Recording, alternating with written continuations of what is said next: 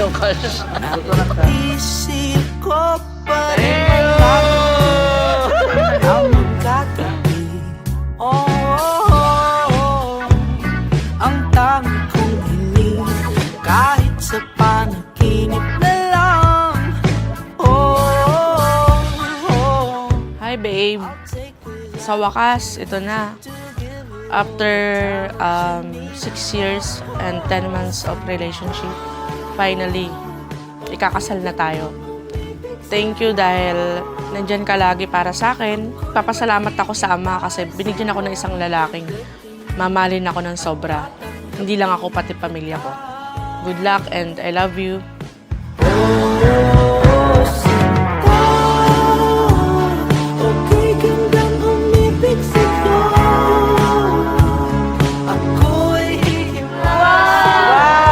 Nakabukas. Kasi hindi ako makabukas. Oh, wishing nice and movies. Thank you. Welcome. To live the stars tonight, we could kiss a bride. Ikaw ang bulaklak.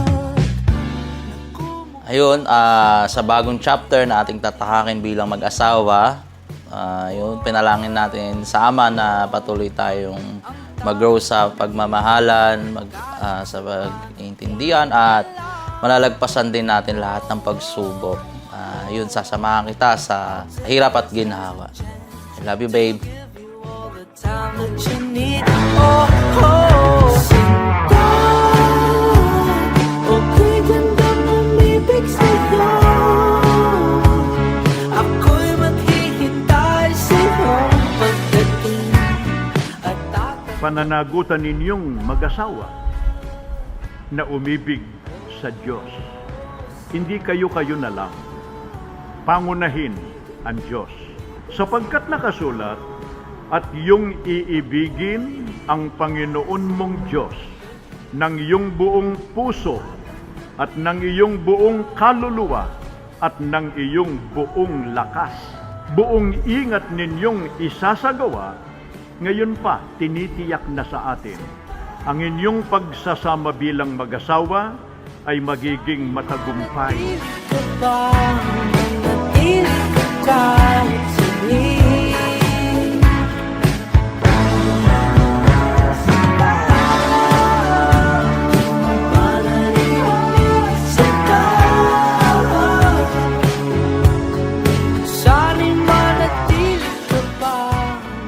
Ngayon ko lang to sasabihin sa'yo.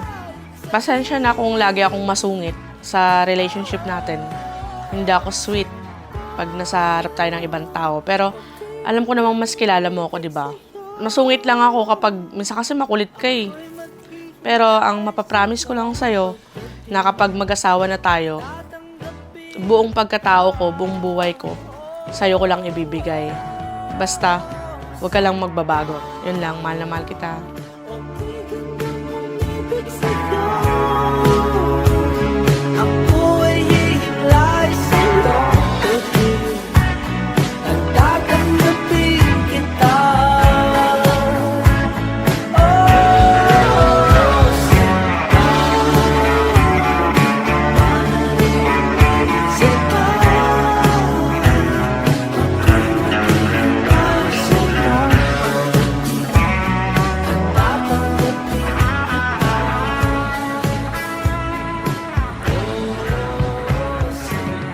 Palakpakan po natin.